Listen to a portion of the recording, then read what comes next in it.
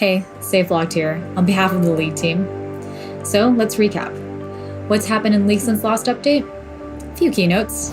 Season starts kickoff, the Fiddlesticks and Volibear updates, the Shy Lilia, and now, Yone's grand return during the Spirit Blossom event. Now we definitely know which champions you date. We've also nearly finished releasing all the skins we promised for underserved champions earlier this year, with just 3 left for Nautilus, Ornn, and Skarner.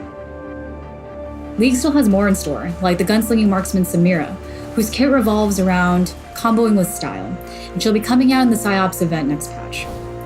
Today we're going to talk a little bit more about our gameplay plans for Preseason, which is about updating League's item system. And after that, we'll spend some time covering some of the recent work done towards curbing game-ruining behavior. But before we jump into it, we just want to thank all of you for participating in the COVID-19 charity fundraiser.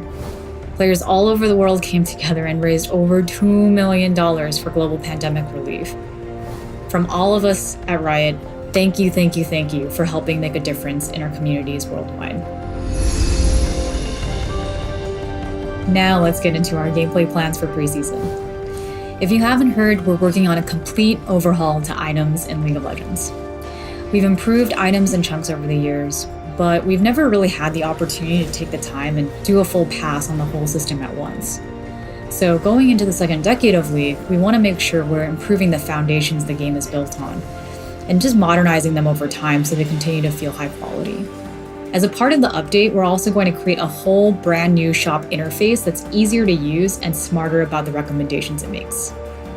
The biggest change we're making is the introduction of a new type of item called Mythics. Mythic items are the cornerstone in your builds, with big effects that define your playstyle from game to game. Each Mythic also grants unique bonus stats to your other completed items, so they shape your build even after their initial purchase. You can only wield one Mythic item at a time, so you'll have to make careful strategic choices when deciding which one to build each game. So let's look at the Marksman Mythics. Do you need to survive an Assassin's Burst or keep yourself alive when taking enemy fire?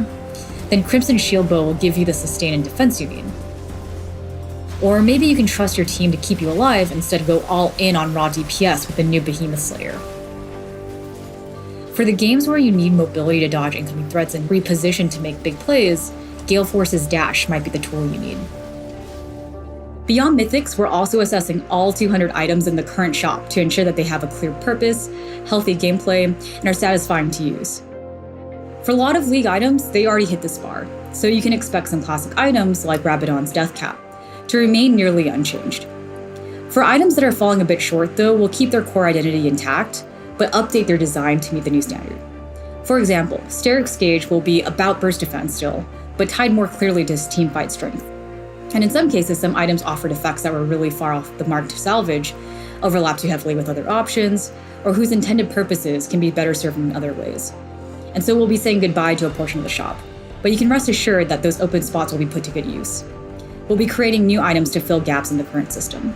Among other things, that means that, we're finally going to be marking items that are specifically designed for AP Bruiser champions, like the Cursed Demon Helm. All in all, you can expect about a third of the items to remain nearly the same, a third to be similar but improved, and a third to be replaced with these new additions.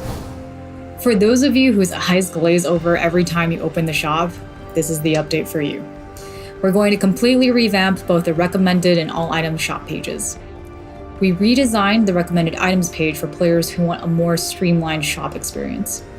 They want to choose between, say, Frozen Heart, Thornmail, or Randuin's based off the game state, but don't enjoy sifting through the shop to find those options. Recommended items will surface sets of item choices that adapt as the game progresses, and evolve patch by patch based on how the best players are building each champion. The All Items page is still for players who want quick access to as much of the shop as possible, and rely on muscle memory to purchase items quickly. Things won't move around game to game or champ to champ, but we'll highlight current popular items to make them easier to spot. You can expect to see all of these updates on PvE soon for an extended testing period, and be on the lookout for an article with more details soon.